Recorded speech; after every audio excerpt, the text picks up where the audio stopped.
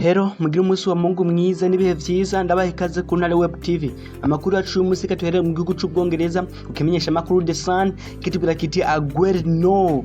Ati Aguero no. Kabashaka urukino rwahuje Manchester City n'umugwi wa Chelsea. Chelsea na Manchester City bisindo biri muri kimwe, ibisindo vya Manchester City cyasizwe na Raheem Sterling, mu bisindo vya Chelsea vyasizwe na Hakim Ziyech hamwe na Marcos Alonso ku munota wa nyuma. Kimenyesha makuru The Sun kabashaka kuri Sergio Kun Aguero yahuje penalty atera Panenka akantu kameze kitondo ukuntu mu vyukuri kitubwira kiti Aguero oya. Aguero mu vyukuri yatumye Manchester City bora amahirwe yo gutwara igikombe cha Premier League uyu munsi imbere ya Chelsea, ko yateye penalty mbi cyane yameze nk'utera Panenka ukuntu Edouard Mendy agafatisha ukuboko kumwe.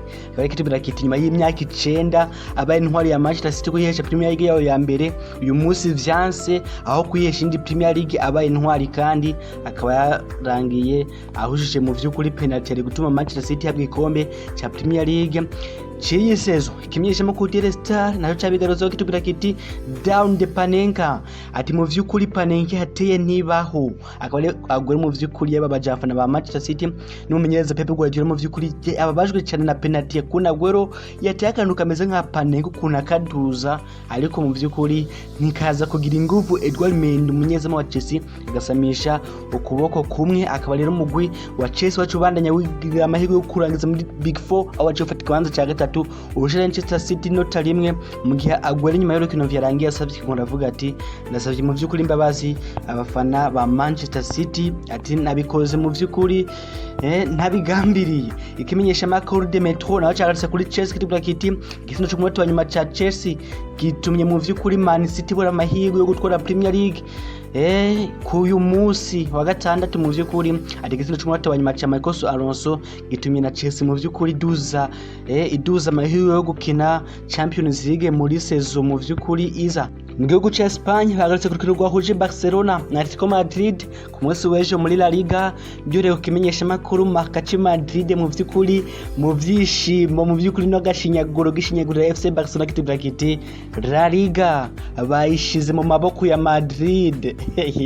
Ati mu vyukuri bayishize mu maboko ya Real Madrid nyuma yo kunganya umusa mu Burundi. Mu vyukuri umugwi wa Barcelona utumye uhamahirwe Real Madrid yo gufata ikibanza ca mbere niyatsinda Sevilla uyu munsi. Ati banganije ubusa mu Burundi gikombe bagishize mu maboko ya Madrid. Ati uyu munsi gatsinda Sevilla bisigiro kiza kucifata ikibanza ca mbere.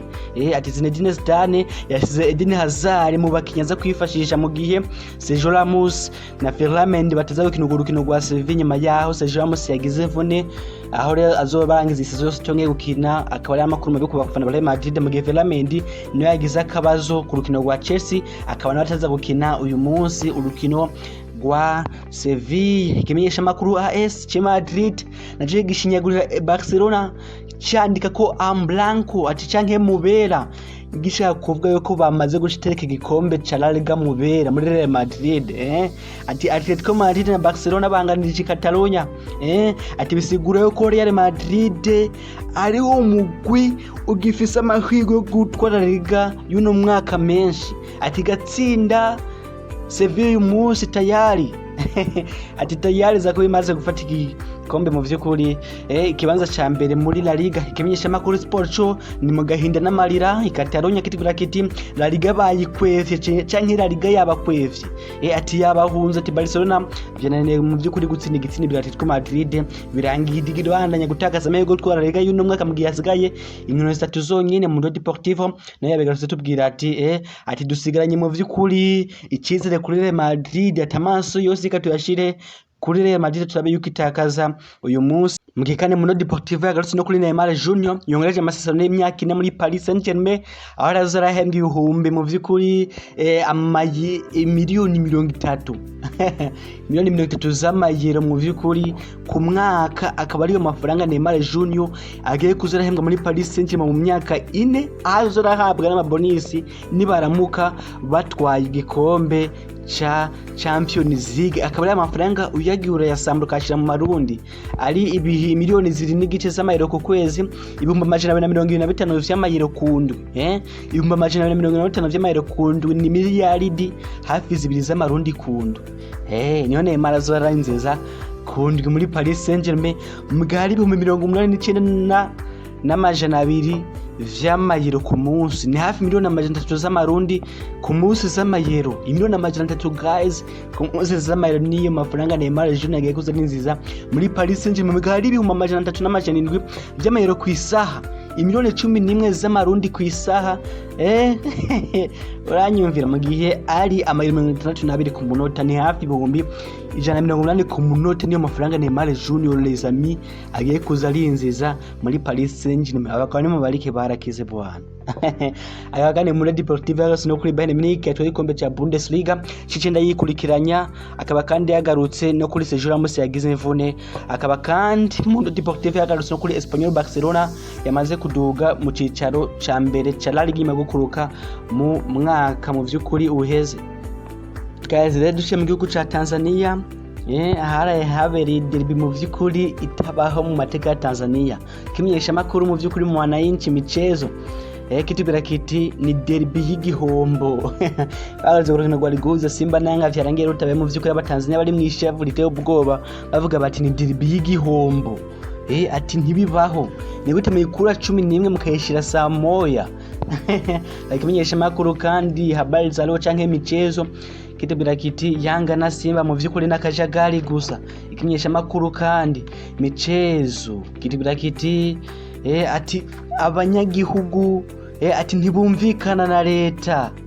Ati n'urugamba mu vyukuri rwo kugwanya leta. Kareba pinze Yanga yapinze TFF yunguruje urukino karuvana 11 katireka saa moya z'ijoro, ravuga bati ivyo ntibibaho, ntituza gukina mureze mu gunguruza amasaha, tuza gushika mu kibuga 11 bataje. Nimuze kutubwira mu vyukuri kaba ari gisebe gikomeye ku mupira w'amaguru wa Tanzania. Umupira w'amaguru muragenda utera imbere, ariko ubona ko ubunyamwuga mu vyukuri bukiri buke. Ikimenyesha bakuru muzandoje kitubwira kiti Yanga yakuye abakinyi bayo yakuye timu yayo yose kwa Mkapa. Ati Yanga mu vyukuri yanse gukina urukino. Akaba ari Yanga yavuga ati nagasuzuguro kuri TFF, ni gute mwunguruza urukina amasaha hahezo mezi n'amezi mwaramaze kurutereka ngaha, ni gute rugira mukagunguruza. Twebwe tuza gushika ayo masaha nyine gwari ruriko, ivyo ntavyo twemera vyo kuruhindurira amasaha ntibibaho. Akaba ari Yanga vyarangiye yase gukina urukino mu vyukuri. Simba irarindira irabura, birangira derby abatanzania bari barindiranye igishiki homvye mu vyukuri. Ikimenyesha makuru sports cyo kitubwira kiti match ya Simba na Yanga no kuzunguruka gusa ntigira iherezo. Ikimenyesha makuru mu sports kitubwira kiti respect ati mutangi icubahiro, ati Yanga akwiye mu vyukuri, ati yambuye ati yubahutse TFF irayigaya. Ati abafana bose mu vyukuri babasuzuye ku mafaranga ari barije. Ati umufana yagira ijambo namwe avuga yakubitwa gashaya mu vyukuri. Ati ni icubahiro igikenewe mu mupira w'amaguru wa Tanzania. Kwarakababara muri Tanzania bavuga bati ibi nibiki.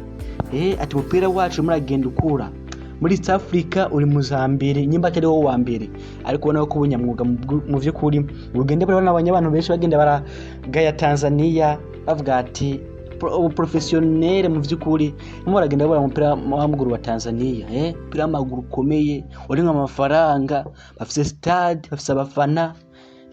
Ni gute ibintu nk'ibi mu vyukuri biraba, bona ko mu vyukuri ari giseba kare barindiriye igihe urukino ruzobera. Tukiri kugo urukino guys, akaba ari no garuka ku ifoto ya SAIDO NTIBAZONKIZA iragenda nawe ku rukino azikara mu Kenya wa Yanga Africans yambaye agafukamunwa kari kibendera mu vyukuri ry'igihugu, bona ko ari kintu bagenda baramushimira. Abarundi batandukanye bavuga bati nahaye muri Tanzania nyinagoma yibuka igihugu camwibaruze. Ciye kuri za transfer guys ngo Edison Cavani agiye guhabwa kongereza umushahara wa miliyoni 2 n'igice kugira yigureza andi masezerano mu Manchester United nyuma yo kwigenza neza akabafasha muri Europa League no mu nkino zikomakomeye mu iyi sezo. Mwebwe yandi makuru mu Man United na Chelsea mu vyukuri zabandanya kurabira hafi Declan Rice wa West Ham, mu gihe Chelsea irimo irapanguza y'ubuteye bwo bushaka gutanga kuri Harry Kane muri iyi sama. Mwe kandi ngo Harry Kane yamaze kubwira Daniel Levy mu boss wa Tottenham kuzomureka akigenda ni haramuka arosa ubusabe mu vyukuri umeze neza akaja gutwara ibikombe. Urabona ko atayikomera kimwe natwe kuvatana ikintu mpira w'amaguru nk'abagize umugani n'ibitsindi mu vy'ukuri atsinda n'ukuntu abantu bamwemera avuga ati ndakeneye kuje mu wundi mugwi yuko nutwara mu vy'ukuri ibikombe mu gwamani kandi ngo bane yakurabira hafi Jude Bellingham ayosaka imyaka 12 ka Borussia Dortmund aho kandi inarabira hafi Jadon Sancho ariko kandi ikaba uyifuza cyane muri iki gihe Jude Bellingham kuruta Jadon Sancho reka turinde ni affaire swivre mugihe kandi ngo Dortmund idapanga kugurisha Erling Haaland muri iyi sama ati ikintu cyo nyine kizotuma imutanga n'umugusuza miliyoni 180 z'Amerika turindire ni marque bivuga ni affaire swivre mugihe kandi Juventus yasubusaye bwa Barcelona irimo iragenda yifuza Matthijs de Ligt ivuga ati nagurishwa nikazoza mu vy'ukuri ka Juventus les amis mugire vyiza murakoze.